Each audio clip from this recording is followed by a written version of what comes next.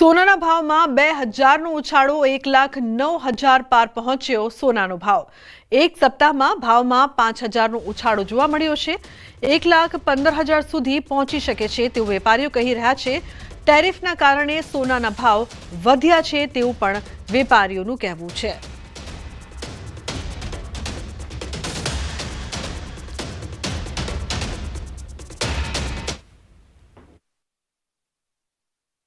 સોનાના ભાવ ફરી એક વખત સર્વોચ્ચ સપાટીએ પહોંચ્યા છે।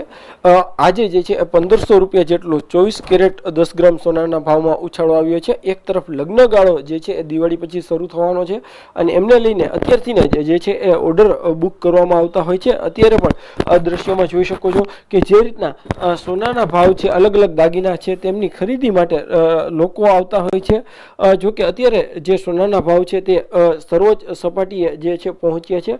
હાલ જે રીતના વાત કરવામાં આવતા સોનાના જે દાગીના છે, દાગીનાની ખરીદી જે છે એ લોકો આવતા હોય છે। દેખાવમાં આકર્ષક લાગતા સોનાના ભાવ જે છે અત્યારે વધતા લોકોની કંઈક મુશ્કેલી વધી છે। ત્યારે સોની વેપારી આગેવાન આપણી સાથે છે। શું કહેશો, આજે કેટલો ભાવ વધારો આવ્યો છે અને શું સ્થિતિ છે?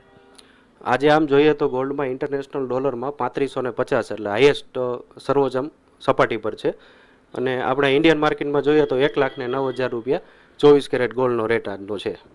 આ ભાવ આજે કેટલો ઉછાળો આવ્યો છે?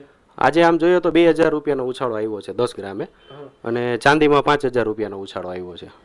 ખાસ કરીને છેલ્લા એક સપ્તાહમાં સોનામાં કેટલો ભાવ વધારો અને ચાંદીમાં કેટલો વધારો? એક સપ્તાહમાં જોઈએ ને તો સોનામાં 10 ગ્રામે 5 થી 6000 રૂપિયાનો ઉછાળો આવ્યો છે અને ચાંદીમાં કિલો એ 10,000 રૂપિયા વધ્યા છે। ભાવ વધવા પાછળના કારણ શું? ભાવ વધવા પાછળના ગ્લોબલ બધા કારણો ગણીએ તો આજે ટેરિફ વોર જે ગણાય એ કી કારણ ગણાય છે અને બધી વર્લ્ડ બેંકનું બાઇંગ એટલું છે ગોલ્ડનું, એ મેઇન કારણ। ખાસ કરીને હવે લગ્ન ગાળો આવી રહ્યો છે તો લોકો અત્યારે ઓર્ડર બુક કરાવી રહ્યા છે કે લોકોની શું સ્થિતિ છે અત્યારે? લોકો અત્યારે ભાવ હિસાબે વિચાર તો કરે છે પણ બીજી બાજુ જોઈએ તો બધાને એમ પણ થાય છે કે રોજ ભાવ વધે છે એટલે જેટલું સોનું આપણે વહેલું બુક કરીએ એટલો ફાયદો છે। કારણ કે હજી બધા ટાર્ગેટ સોનાના ઊંચા જ છે। અત્યારે $3550 છે એ $3900 સુધીનો અત્યારે ટાર્ગેટ ગણાય સોનાનો।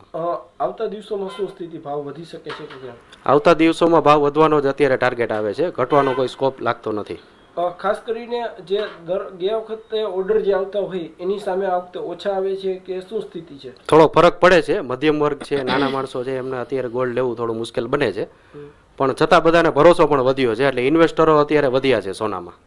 ચોક્કસથી જે આવતા દિવસોમાં જે છે એ સોનાના ભાવ હજુ પણ વધે તેવી સંભાવનાઓ જોવા મળી રહી છે અને એટલા માટે જે લોકોના ઘરે પ્રસંગો આવતા હોય છે તે અત્યારથી જે છે એ ઓર્ડર બુક કરાવી રહ્યા છે। જો કે ક્યાંક જે છે સામાન્ય લોકોમાં નારાજગી જોવા મળી રહી છે।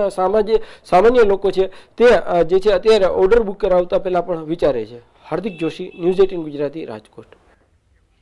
સમાચારમાં આગળ વાત કરીશું। પોલીસનો ડર નથી।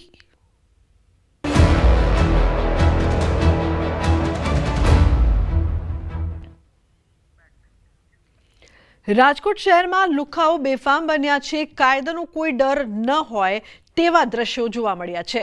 શહેરના ગોંડલ રોડ પર આવેલ રાજુ પાઉંભાજી નજીક જોવા મળ્યા મારામારીના દ્રશ્યો। બે શખ્સો હાથમાં છરા અને પાઇપ લઈને એક યુવકને મારતા હોવાનું સામે આવ્યું। ટ્રાફિકથી ધમધમતા વિસ્તારમાં આ પ્રકારના દ્રશ્યોથી શહેરમાં કાયદો અને વ્યવસ્થાની સ્થિતિ સામે ઊભા થયા છે સવાલો। ઉલ્લેખનીય છે કે ગોંડલ રોડ પર જાહેરમાં મારામારી થઈ અનેક સવાલ અહીં ઉપસ્થિત થઈ રહ્યા છે કે પોલીસનો ડર કેમ નથી? હાથમાં છરો લઈને મારતા અસામાજિક તત્વો જોવા મળી રહ્યા છે અને મોટી સંખ્યામાં લોકો પણ અહીં ઉપસ્થિત છે છતાં શહેરમાં લુખ્ખાઓ બેફામ છે કારણ કે પોલીસનો કોઈ પણ જાતનો તેમને ડર ન હોય તેવું રાજકોટમાં લાગી રહ્યું છે। તો બીજી તરફ રાજકોટમાં અસામાજિક તત્વો સતત બેફામ બની રહ્યા છે। સામાન્ય બાબતમાં ધોકો લઈ હુમલો કરવામાં આવ્યો। નાગેશ્વર વિસ્તારની ઘટના સીસીટીવી અહીં સામે આવ્યા છે। 55 જેટલા ગુનામાં સંડોવાયેલા ધવલ દોમડિયા અને તેના પરિવારજનોએ તરખાટ મચાવ્યો। પાર્સલ મંગાવનાર પાડોશીને જાનથી મારી નાખવાની ધમકી આપી। ડિલિવરી બોય દ્વારા ભૂલથી પાર્સલ મંગાવનારની ડોરબેલની જગ્યાએ પાડોશીની ડોરબેલ વગાડતા પાડોશીઓ વચ્ચે બોલાચાલી થઈ। કારમાં પણ તોડફોડ કરવામાં આવી હતી તો ગાંધીગ્રામ પોલીસ મથકે ફરિયાદ નોંધાઈ છે।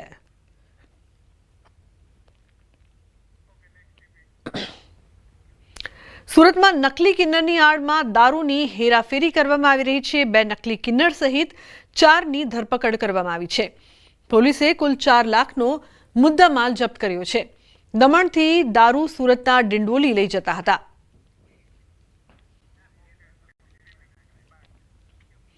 બીજી તરફ સુરતમાં નકલી વિઝા કૌભાંડનો મામલો. આરોપી પ્રતીક શાહ 4 દિવસના રિમાન્ડ પર. જપ્ત કરાયેલા વિઝાને લઈને પૂછપરછ કરવામાં આવશે. CDR બેંક ખાતાની પણ પોલીસ તપાસ કરશે. તો પાસપોર્ટના સરકારી અધિકારીઓની પણ તપાસ થશે. આરોપીની પૂછપરછમાં અનેક ખુલાસા થઈ શકે છે.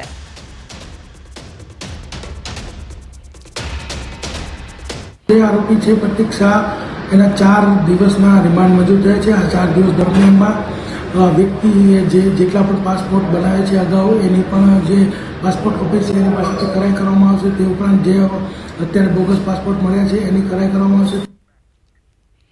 અન્ય સમાચાર. સુરતથી પ્રેમ પ્રકરણમાં યુવકની આત્મહત્યા.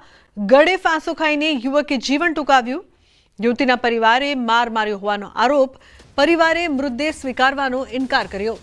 તો યુવતીના પરિવારની ધરપકડ કરવાની માંગ. પોલીસે ગુનો નોંધીને વધુ તપાસ શરૂ કરી છે. પાટણના શંખેશ્વર તાલુકામાં સ્થાનિકો દ્વારા નવી પહેલ કરવામાં આવી છે. શંખેશ્વરના તારાનગરમાં દારૂ અને જુગારનું દૂષણ દૂર કરવા નવી રાહ અપનાવી છે. દારૂ અને જુગારના દૂષણને લઈને તારાનગરમાં સભા મળી. સભામાં ગામના આગેવાનો, વડીલો સહિત યુવાઓ અને મહિલાઓ હાજર રહ્યા હતા. તારાનગરમાં દારૂ તેમજ જુગાર પર પ્રતિબંધ કરાયો છે. ગામમાં દારૂનું વેચાણ કે દારૂ પીતા હોય તેમજ જુગાર જેવા દૂષણોમાં જો કોઈ પકડાશે તો 11,000નો દંડ કરવાનો નિર્ણય કરાયો છે. ગામ સભામાં તમામની સહમતિ લઈને આ નિર્ણય કરવામાં આવ્યો છે. જેની અંદર દારૂ અને જુગાર બંધીનો સારો એવો નિર્ણય અમારા તારાનગર ગામ માટે લેવામાં આવેલ છે.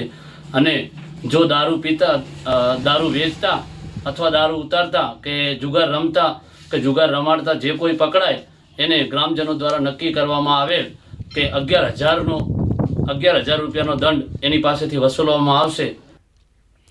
રાજ્યમાં ટેકાના ભાવે ખરીદી શરૂ થતા ખેડૂતોમાં ભારે ઉત્સાહ જોવા મળ્યો.